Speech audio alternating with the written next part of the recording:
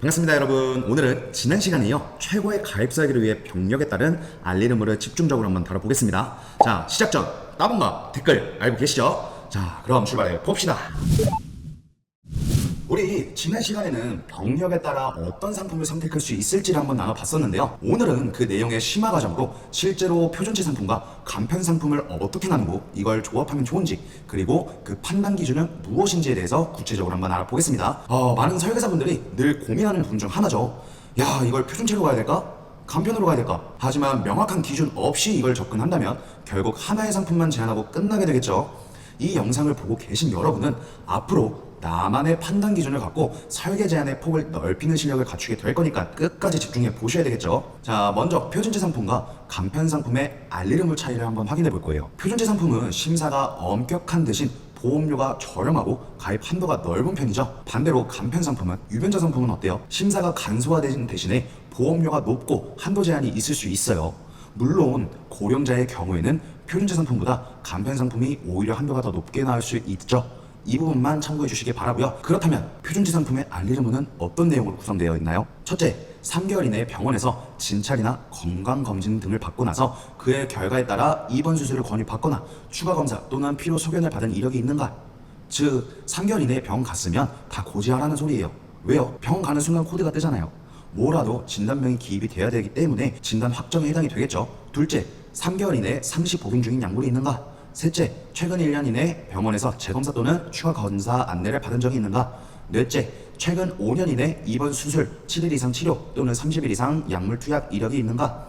다섯째, 5년 이내 중대질병 진단 받은 적이 있는가? 결과에 따라 할증, 부담보 혹은 인수 거절 가능성이 생깁니다. 여기 표준치의 알리르무에서 많은 분들이 위반되는 경우가 흔하게 있어요. 어떤 걸까요? 바로 감기, 장염, 염자 이런 것들을 본인 피셜대로 상당히 경증이라 판단하고 그냥 넘겨버리는 경우가 있더라고요. 여러분, 그러면 안 돼요. 꼭 고지해야 됩니다. 그리고 7일 이상 치료, 여기 진짜 많이 걸리거든요. 어떤 경우인지 한번 예시 들어볼까요? 질문이 최근 5년이죠. 만약에 제가 2021년도에 허리 염자로 인해서 물리치료를 3번 받았어요. 그리고 잘 지내다가 23년도에 또 허리가 아파서 물리치료를 3번 받았고 이번 25년도에 2번을 더 받은 거예요. 그럼 저는 최근 5년 동안 몇 번 받았죠? 통원 8번을 한 거예요. 그럼 7일 이상 치료에 해당이 될까요? 안 될까요? 됩니다. 이런 부분을 많이 놓치는 경우가 많이 있어요. 그런데 또 이런 사소한 것들도 고지를 하게 될 경우 매우 엄격한 심사라고 했죠. 반면 간편 심사 상품의 알리르무는 훨씬 단순합니다. 첫째, 최근 3개월 이내 의사로부터 진단 또는 이상 소견을 받은 적이 있는가? 둘째, 몇 년 이내에 질병이나 상해로 입원 또는 수술 받은 적이 있는가? 셋째, 몇 년 이내 중대질병 진단 받은 적이 있는가? 이런 몇 년이라는 표현은요, 보험사마다 1년부터 10년까지 다양한 상품을 준비되어 있기 때문에 플랜별로 몇 년인지 주의 깊게 보셔야 돼요. 이렇게 간편 상품은 표준치보다 알리르무 질문 사항이 현저히 적고 간단하죠. 그래서 중요한 건 이런 알리르무 조건을 좀 미리 파악하고 고객의 병력과 비교를 한 후에 상품을 선택을 하는 거예요. 표준치 상품이 보험료가 저렴하다고 해서 무조건 표준치를 고집하는 것도 안 되고, 병력이 있다는 이유로 무조건 간편심사 상품을 선택하는 것도 안 됩니다.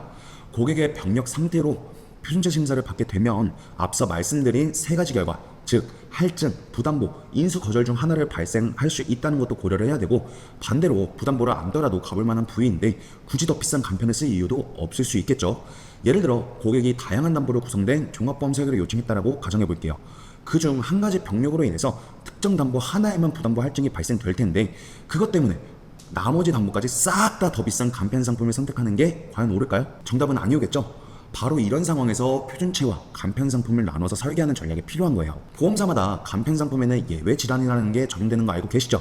예외 질환이라는 건 보험사에서 해당 상품은 몇 년 이내 수술 및 입원이 없어야지만 받아줄 거야, 이런 거를 경증 질환으로 인정하게 된다면 우리는 이걸 인수해 줄게 라고 만든 것이 예외 질환이에요. 즉, 수술한 건 1년 전인데 상품은 10년짜리 상품이다. 그런데 해당 상품에서 내가 수술한 부위를 경증 질환이다 라고 판단하는 경우에는 패스를 해주겠다 라고 얘기를 하는 거예요. 그래서 우리 지난 시간에 언급했던 A, B, C, D 4명의 고객 사례를 다시 한번 생각해 볼게요. 저번 시간처럼 위 4명을 생각해 봤을 때 표준치와 간편 상품을 섞어서 나눈다 라고 가정한다면 나는 어떻게 나눌 것인가를 생각해 봐야 된다라는 거죠.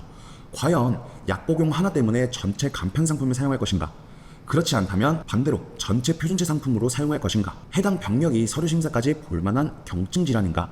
서류 심사를 보더라도 부담보 또는 부담보 할증의 결과가 나오더라도 이것을 안고 갈 만한 것인가, 해당 부분으로 인해서 간편으로 진행했을 때 표준체에서 할증 결과가 나온 것보다 저렴한 건가, 이렇게 다양한 결과를 생각해보고 설계 방향을 잡아서 그거에 따른 결과를 놓고 비교해보는 거예요. 그러고 나서 최종적으로 결정을 했으면 그 설계안을 가지고 고객과 2차 미팅을 진행하면서 나는 왜 이러한 결과를 만들었는지에 대해서 브리핑을 해주고 고객이 가지고 있는 문제점을 어떤 솔루션을 통해서 이점이 났는지를 알려주면 됩니다. 자, 이렇게 오늘은 알리르무 그리고 병력을 통한 상품 선택을 조금 더 상세하게 알아봤고요. 다음 시간에도 더 유익한 자료로 찾아뵙겠습니다. 잘 가요.